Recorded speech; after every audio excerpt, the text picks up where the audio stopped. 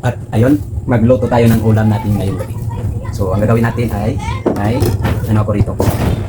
May nabili ako sa market, so ito yung nabili ko sa market. Kamuti tops, green beans, batong. So isusurprise natin si Mrs. kung ano yung niya, yung gustong ulam niya ngayon kasi mahilig din yun sa sabaw si Mrs. Kaya ito yung nabili ko. Litog. So mura lang ito, no? Kunti lang pero masustansya at masarap yung sabaw niya dahil dito. At sa mga gulay natin na isagol kung kitaglad. Siyempre, di na mawala ang lemongrass.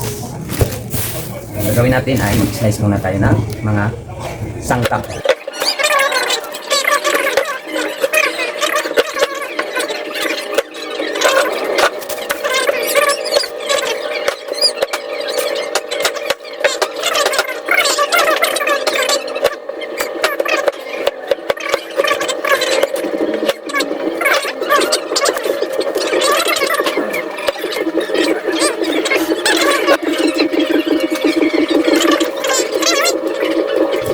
Ito, banlawan natin ng maayos.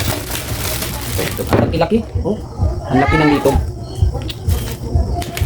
So, ito na lahat guys. Yung natin, yung litog, kamuti tops, at yung mga sangkap ng sabaw.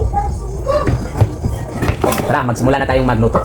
Para pag uwi ni Mrs., meron na luto na lahat at ready na siyang kumain.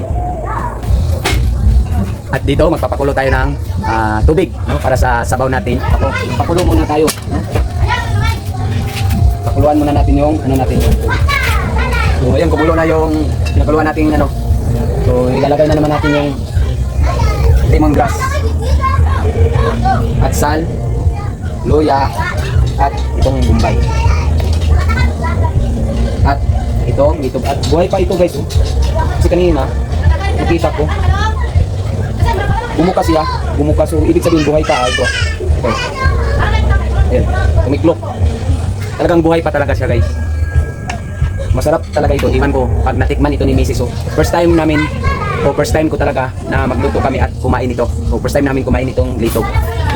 So nagkataon kasi mura lang, so bumili ako. Pakuluan natin ng isang bisis para mas lumambot talaga siya. Yun, kumulo na guys. Ayun, gabi. Malis ito So ito ang kamatis. At sabay na natin yung batong. Talaga natin yung matcha. Ito yung gamit namin sige. Pag nagtanong ko, ito ko masarap.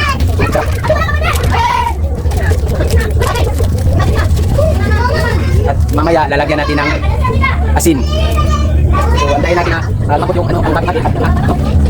Lambot na soro ito, no? Nakikita mo talaga na bumuka talaga, no? Ibig sabihin, malambot na.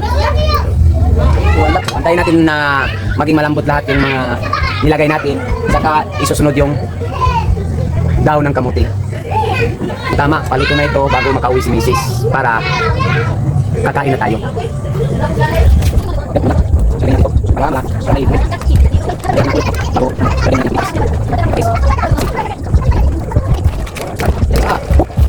Grabing luto ni Team Jit guys. Grabe ito guys, talagang mapapawisan ka sa sabaw ng litog. May halong mga gulay.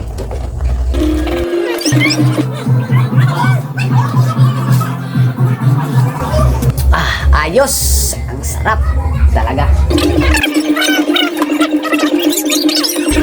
At kukunin na natin.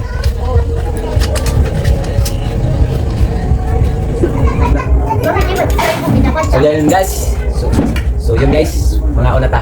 So nandito na yung misis ko. So tama-tama, no? Pagkaluto talaga, mga 5 minutes dumating na yung misis ko. So wala na natin. Amen! Amen! Gabi, hanip yung sabaw namin. Talagang malambot. See you next video guys.